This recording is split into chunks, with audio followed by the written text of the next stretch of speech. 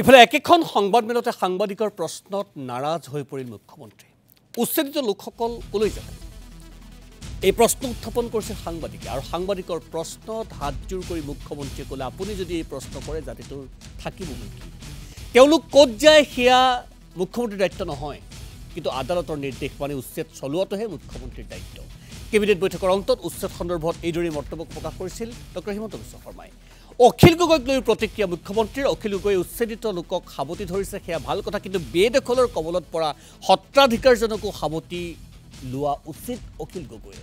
তেওঁ উচ্ছেদিতৰ গান শুনিছে কিন্তু একে সময়তে বটদ্ৰৱাত উপস্থিত হৈ বৰগীতো শুনক অখিল গগৈক উদ্দেশ্যে মন্তব্য মুখ্যমন্ত্ৰী ডক্টৰ হিমন্ত বিশ্ব শৰ্মাৰ কাইলৈৰ পৰিৱৰ্তে শনিবাৰে উচ্ছেদ চলিব পাইকানত আৰু 10-12 ঠাইত উচ্ছেদ চলিব বুলি উল্লেখ কৰিছে মুখ্যমন্ত্ৰীয়ে এইদৰেই কেবিনেট বৈঠকৰ অন্তত উচ্ছেদক লৈ সোধা প্ৰশ্নত সাংবাদিকে সোধা প্ৰশ্নত এক প্ৰকাৰ খৰ্গহস্ত হৈ পৰিল ডক্টৰ হিমন্ত বিশ্ব শৰ্মা গতিকে অসমৰ চাৰিওফালে যিবিলাক ঘটনা ঘটি আছে এইটো অখিল গগৈয়ে মানুহক সাৱতি ধৰিছে ভালে আছে কিন্তু আমি যিবিলাক মানুহ মাইনৰিটি হৈ গ'লো অসমীয়া আমাকোতো সাৱতক বৰপেটাত গৈ সত্ৰাধিকাৰজনক সাৱতক ক'বাত গৈ পেলাই আমাৰ যিমানবিলাক আপোনালোকে জানে যে যি জায়গাত আমি মাইনৰিটি হৈ গ'লো আমাকো সাৱতক না আমিওতো সাৱত খাব খোজোঁ এই কৈছোঁ তেওঁ যিটো গান শুনিছে এইটো ভাল কিন্তু মাজে মাজেতো বৰগীতো শুনিব লাগে না বটদ্ৰৱাত গৈ হয় নহয় তো গতিকে এই ধৰণৰ ব্যৱস্থাটোৱে তেওঁলোককো লাভ নকৰে তেওঁলোকো দুখীয়া মানুহখিনি নিজে অহা মানুহ নহয় মানুহখিনি কোনোবাই লৈ আহিছে তেওঁলোকেও নাজানে সেইকাৰণে ময়োতো গৈ মানুহখিনিক মাত দি আহিছোঁ কেইদিনমান পিছত মই চাপৰতো যাম মানুহখিনিক মাত দিবৰ কাৰণে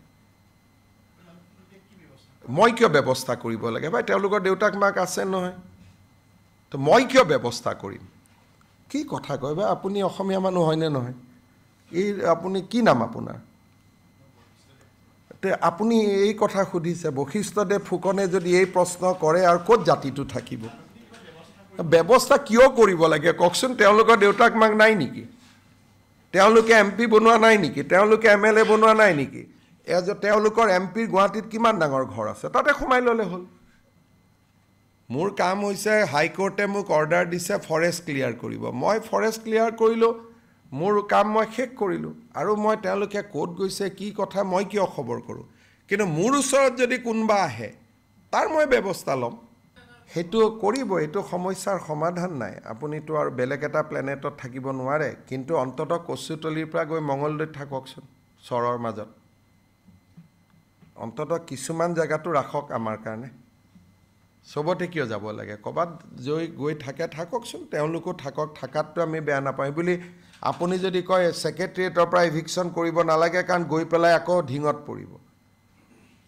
য'ত গৈছে তাত যাওকচোন য'ত তেওঁলোকে থাকি ভাল পায় তাতে থাকিব আমি যদি ইমানটোলৈকে চিন্তা কৰোঁ তেতিয়াহ'লেতো এডপ্ট কৰিব লাগিব এটা গতিকে ইমান দূৰলৈকে সুধিলে আৰু আপুনি নিজকে কৈ দিয়ক আৰু কালি পৰহি আমি বাংলাদেশৰ তলতে যাম বুলি যিমান দিনলৈকে পাৰোঁতো যুঁজিব লাগিব না অসমীয়াখিনিক মেজৰিটি কৰি ৰাখিবৰ কাৰণে নোৱাৰা দিনাখন হাত দাঙি দিম একদম সাংঘাতিক এভিকশ্যন কাইলৈৰ পৰা নহয় আমি 10 তাৰিখলৈকে সময় দিছিলোঁ 11 তাৰিখ নকৰোঁ জুমা দিন আছে 12 তাৰিখৰ পৰা কৰিম আমিও সকলোৰে ধৰ্মীয় অনুভূতিক সন্মান কৰোঁ গোৱালপাৰা পাইকান আছে তাৰপিছত আৰু 10-12 জেগাত লিষ্ট আছে